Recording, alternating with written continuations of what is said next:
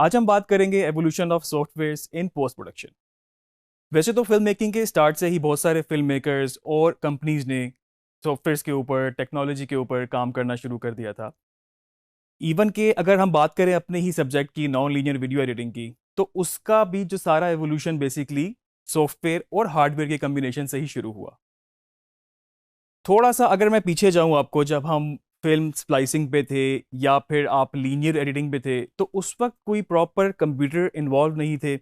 लेकिन किसी हद तक जो एडिटिंग मशीन्स थी, उनमें भी कुछ सॉफ्टवेयर की टेक्नोलॉजी ज़रूर मौजूद थी। हम शुरू से बात करते हैं जब फिल्म स्प्लाइसिंग का दौर था, जब फिल्म पे ही एडिट होती थी, मैनुअल एडिट होती थी। तो 1924 में एक सॉफ्टवेयर बनाया गया। सॉफ्टवेयर कहना शायद इस वक्त मुनासिब नहीं, लेकिन मैं ये कहूँगा कि शायद एक ऐसी एडिटिंग मशीन बनाई गई जिसका नाम था मूवीओला।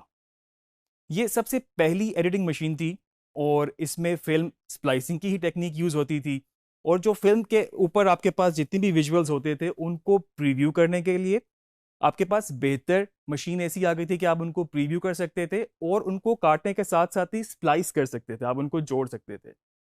तो एक ये भी, इसने इस मशीन ने भी काफ़ी अरसा काम किया फिल्म स्प्लाइसिंग के दौर में, और इसके बाद इसके और फर्दर मॉड्यूल्स भी बनते गए। उसके बाद अगर हम बात करें लीनियर एडिटिंग के दौर की, तो लीनियर एडिटिंग का दौर टेप वाला दौर था। हार्डवेयर पे बहुत ज़्यादा काम उस वक्त डिपेंडेंट था। टेप्स इन्वॉल्व थी, मशीनरी इन्वॉल्व थी, बड़ी बड़ी पैचिंग इन्वॉल्व थी। तो उस दौर की अगर मैं बात करूं तो 1971 में जो एक सबसे पहला एक एडिटिंग सिस्टम बनाया गया, उसका नाम था CMX 600। और इस मशीन में भी बेसिकली आपके पास क्या होता था, आपके पास दो मॉनिटर्स होते थे। और उन दो मॉनिटर्स में आप, एक प्रीव्यू मॉनिटर था और दूसरा आपके पास फाइनल एडिट वाला मॉनिटर था। और इनको एडिट करने के लिए आपके पास एक लाइट पेन की डिवाइस थी, और उसके थ्रू आप बेसिकली इसमें कट ऐड कर सकते थे और नेक्स्ट कट को साथ में जोड़ सकते थे। ये टोटल 6 सिस्टम्स ही बनाए गए। और ये बहुत एक्सपेंसिव एक सिस्टम था, जो कि हर एक कंपनी के लिए, प्राइवेट कंपनीज के लिए उसको परचेज करना मतलब बहुत ज़्यादा पॉसिबल नहीं था। ये बहुत ही महंगा सिस्टम था उस दौर के हिसाब से। तो ये टोटल 6 मशीन ही बनाई गई, और जिसको कुछ ब्रॉडकास्टर्स ने भी यूज़ किया और फिल्म मेकिंग इंडस्ट्री ने भी इसको यूज़ किया। 1980s में एक और सॉफ्टवेयर बना जिसका नाम था एडिट ड्रॉइड। एडिट ड्रॉइड भी बेसिकली एक एडिटिंग मशीन थी, और वो भी कमर्शियली बहुत सक्सेसफुल नहीं हो सकी। उसके भी कोई 24 सिस्टम्स बनाए गए। 1985 में एडिट फ्लेक्स के नाम से एक मशीन बनाई गई, एडिटिंग सिस्टम, और जो कि काफ़ी बेहतर साबित हुई। उसमें आप ये कह सकते हैं कि उस वक्त ही 80% फिल्म मेकिंग जो थी बेसिकली उस मशीन के ऊपर कन्वर्ट हो चुकी थी। आपका पोस्ट प्रोडक्शन एडिट फ्लेक्स के ऊपर हो रहा था।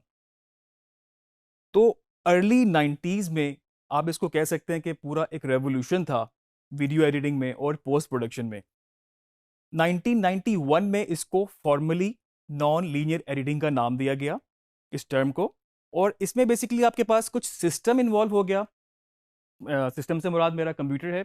और कुछ हार्डवेयर इन्वॉल्व हो गया। और उसके साथ साथ कुछ ऐसी मशीनरी, जिस तरह की अगर आपके पास टेप पे फिल्म रिकॉर्ड हुई हुई है, तो आप उसको कन्वर्ट करने के लिए, डिजिटाइज करने के लिए आपको वो रिकॉर्डर प्लेयर चाहिए हो।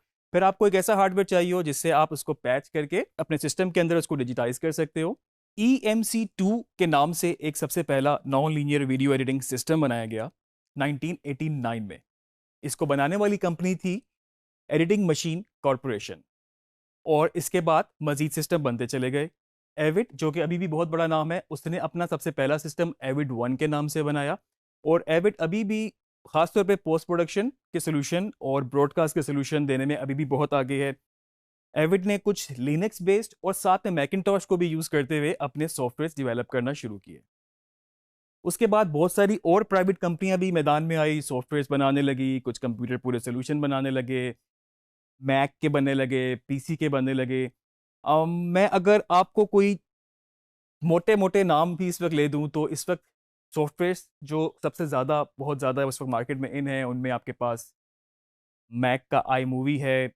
और उसमें आपके पास मैक की ही बात करें तो फाइनल कट प्रो एक बहुत मशहूर सॉफ्टवेयर है मैक का। अभी तक वो प्रोफेशनली फिल्म एडिटिंग और बाकी सारी चीज़ों में भी यूज़ हो रहा है। फिल्मोरा है, और पावर डायरेक्टर है। ईडियस है। आपके पास सॉफ्टवेयर कोई भी हो, जो एडिटिंग, वीडियो एडिटिंग की जो ग्रामर है, जो फिल्म मेकिंग की ग्रामर है, वो चेंज नहीं होगी। एडिटिंग सॉफ्टवेयर एक टूल ज़रूर हो सकता है आपके पास, लेकिन जो आपकी कन्वेंशंस हैं वो आपकी सेम रहेंगी। हर सॉफ्टवेयर कट लगाता है, हर सॉफ्टवेयर इफेक्ट लगाता है, हर सॉफ्टवेयर में आप ऑडियो को ट्रीट कर सकते हैं, आप उनकी मिक्स मास्टरिंग कर सकते हैं। लेकिन जो फिल्म मेकिंग की कन्वेंशंस हैं, जो उनके रूल्स हैं, वो वही रहेंगे। तो सॉफ्टवेयर पे आपने ज़्यादा डिपेंड नहीं करना, आपने सिर्फ अपने स्किल्स के ऊपर डिपेंड करना है। आपने वो स्किल सीखनी है जिसकी वजह से एक अच्छी फिल्म बनती है, एक अच्छा एडिट बनता है। तो मैं अभी मेन सॉफ्टवेयर जो हमारा है एडोबी प्रीमियर, मैं उसकी तरफ आता हूँ। एडोबी प्रीमियर बेसिकली 1989 में पहला इसका सॉफ्टवेयर बना। 2002 के बाद एडोबी प्रीमियर प्रो वर्जन आया और उसके बाद उसके मुख्तलिफ वर्जन आते गए। एडोबी प्रीमियर प्रो इस वक्त पीसी में भी अवेलेबल है और मैक में भी अवेलेबल है। और जब से इसके लॉन्च के बाद बहुत सारे फिल्म मेकर्स ने इस पे काम करना शुरू किया, और उसके बाद मेजरली मैं अगर इसमें नाम लूँ, CNN, BBC सब इसको शुरू से यूज़ कर रहे थे, और बहुत सारी फीचर फिल्म भी इसके ऊपर एडिट हो चुकी हैं। इसका मेन फीचर आगे जाके हम सॉफ्टवेयर में और भी इसको डिटेल में डिस्कस करेंगे, क्योंकि हमारा मेन सॉफ्टवेयर आगे थ्रू आउट वीडियो एडिटिंग में यही रहेगा। लेकिन इसके कुछ मेन फीचर्स मैं आपको, जो चीदा चीदा फीचर्स हैं वो मैं आपको बता दूं। उसमें यह है कि इसका सबसे जो बेहतर चीज़ ये है कि आप इसमें डिफरेंट फॉर्मेट्स के ऊपर, काफ़ी ज़्यादा फॉर्मेट्स के ऊपर काम कर सकते हैं, क्योंकि ये क्विक टाइम बेस्ड इसके सॉफ्टवेयर है। और क्विक टाइम की वजह से बेसिकली क्या होता है कि आपके पास जो डिफरेंट फॉर्मेट्स हैं, डिफरेंट कंप्रेशंस हैं, आप इसमें इंपोर्ट कर सकते हैं और आप इसमें काम कर सकते हैं। ये नॉर्मल कम रेजोल्यूशन से लेके बड़ी से बड़ी रेजोल्यूशन अगर मैं बात करूं तो इस वक्त 10K तक इसको रियल टाइम सपोर्ट करता है, डिपेंडिंग कि आपका सिस्टम कितना अच्छा है, आपके पास ग्राफिक्स कार्ड कितना अच्छा है, और आपके पास रैम कितनी है। ओवरऑल जो हार्डवेयर एक रिक्वायरमेंट होती है वो कितना बेहतर आपके पास है।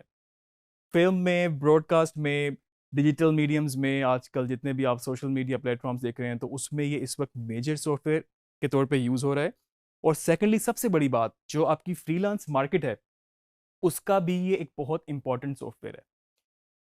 अपवर्क हो गया, फाइवर हो गया, क्योंकि अगर आप मैक बेस्ड की बात करें तो मैक सिस्टम बहुत ज़्यादा कॉमन नहीं होते, लेकिन एडोबी प्रीमियर बहुत इजीली आपको अवेलेबल भी है। आप इसको डाउनलोड कर सकते हैं, आप इसको परचेज कर सकते हैं। जब आप खुद से अपनी वीडियोस को क्रिएट करेंगे, जो चीज़ आप फिल्म करेंगे उसमें इफेक्ट्स डालेंगे, उसमें म्यूज़िक डालेंगे, और जितना ग्लैमराइज आप उसको पोस्ट प्रोडक्शन के थ्रू कर सकते हैं, जब आप करना सीख जाएंगे तो आप इसको बहुत इंजॉय करेंगे।